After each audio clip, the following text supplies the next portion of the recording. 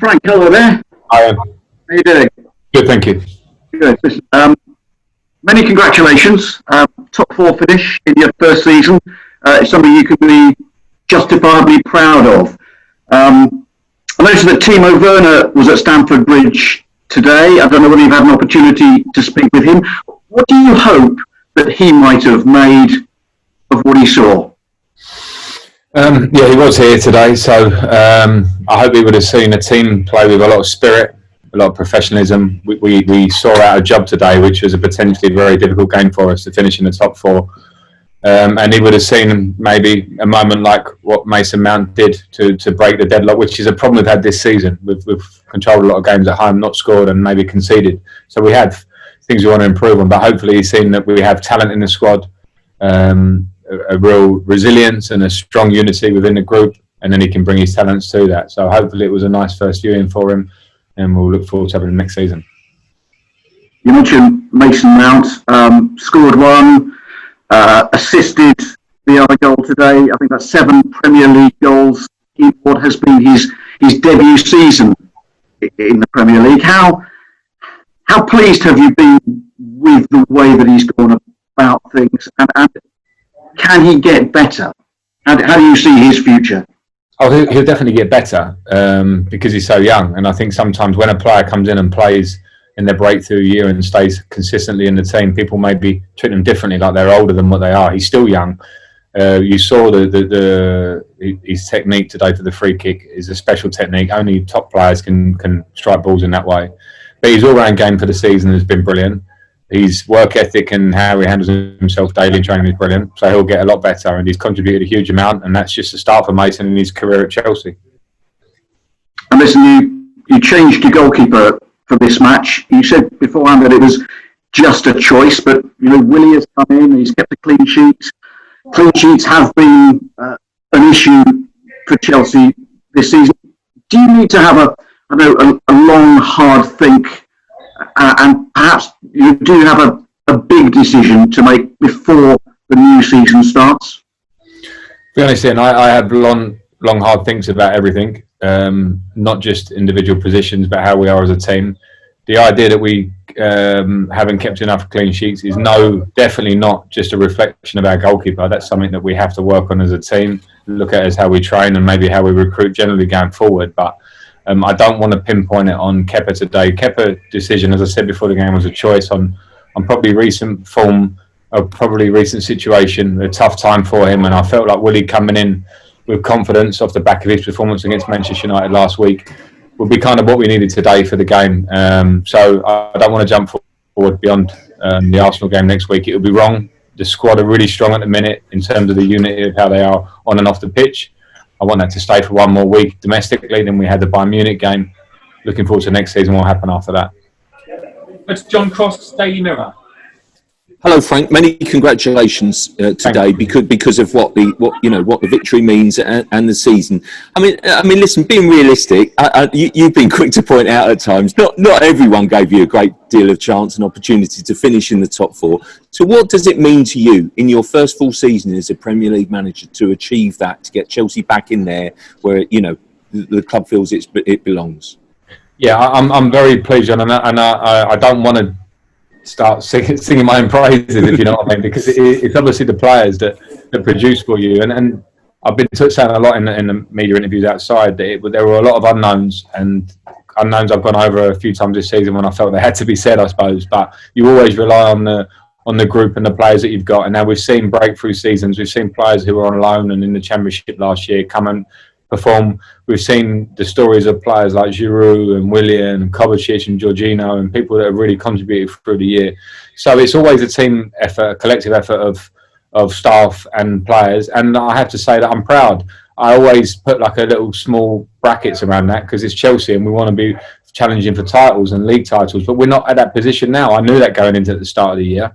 I knew that to compete against not just Liverpool and City, but Manchester United, to compete against Wolves, who were there or thereabouts last year, to compete against Tottenham and Arsenal, who spent north of 100 million and really strong teams already. It was going to be tough for us. And the lads have competed. They competed.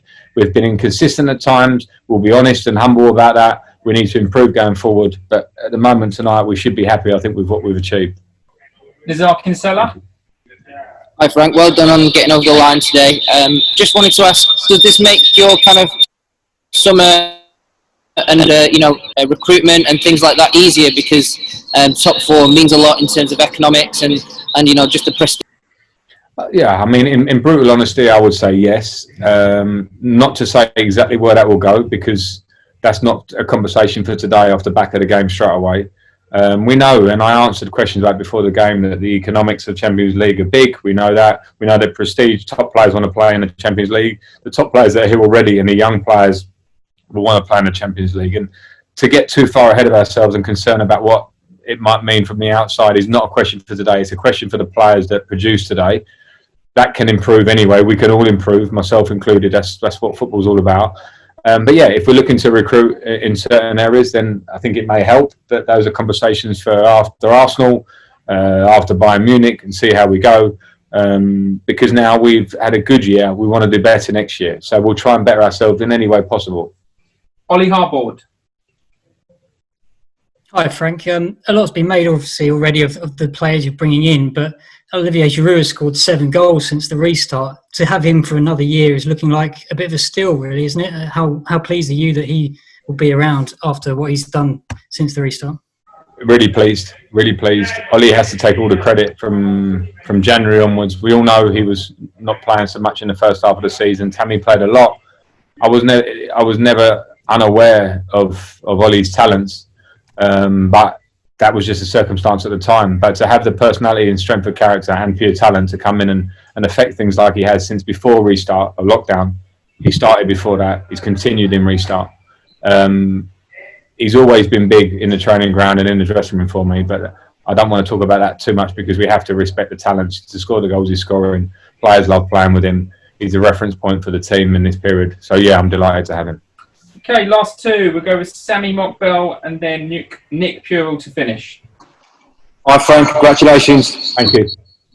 It's your final season your first season in the Premier League all over. What will you take away? What have you learned? What are the main sort of couple of characteristics that you've learned about yourself? That's quite a deep one. I mean, in terms of myself, I've the year I had at Derby made me learn that this was definitely the role I wanted to be in. Because before, when I had my year off from football in the media, it didn't really grab me enough. It was a nice job. I enjoyed parts of it, but I wanted to be back in. And then when you get the job with Chelsea, the step up in terms of expectation is huge. The level of player, the demands to win week in, week out, and that's been tough. And probably in terms of how you always want to improve, I'm pretty obsessive on myself and how I want to work. And I think on that sense, I probably learned that I need to get the balance right going forward in terms of being able to switch off a little bit myself. But my desire to be successful is so big that I can't help wanting us to get better and better. So I've learned a million things in a plain and simple answer. And I'm humble enough to know that if there are things that I might feel I can improve on, I'll try and do that, because all I want is success for this club. So it's been a tough year, but I've enjoyed every bit of it. It feels like we have an element of achievement, getting in the top four. We have one huge game coming next week, but all I can think of now is the next thing. Okay, last question. We'll go to Nick Purell. Hi Frank, just on Cesar Azpilicueta, obviously been your captain this season, and seems such a level-headed guy. How important has he been for you and what you've achieved in staying level? And obviously, among defensive difficulties, he seems to have performed very consistently. Yeah, I mean, Aspie, to coach or manage a player that you play with is a very different situation, and it's been very easy with Aspie because of how he is. His level of performance and his level of impact on the group day to day as captain of the club, I can't understate it. It's been amazing. His performances in recent games, his performances for a huge part of the season, his defending today, his attitude, his application every day, it's an absolute standard for any young player that wants to look. And so the players within the club can really understand it. He's an epitome of the club. And I think the unfortunate thing at the moment with us this season is, for everybody obviously, but as Chelsea, we don't have our fans in the stadium, because when you have a player like Aspie, it's the one that the fans react to and go, look at that, because that's how we feel about Chelsea Football Club. So Aspie is that, and he's the captain, and that's the good reason why he is.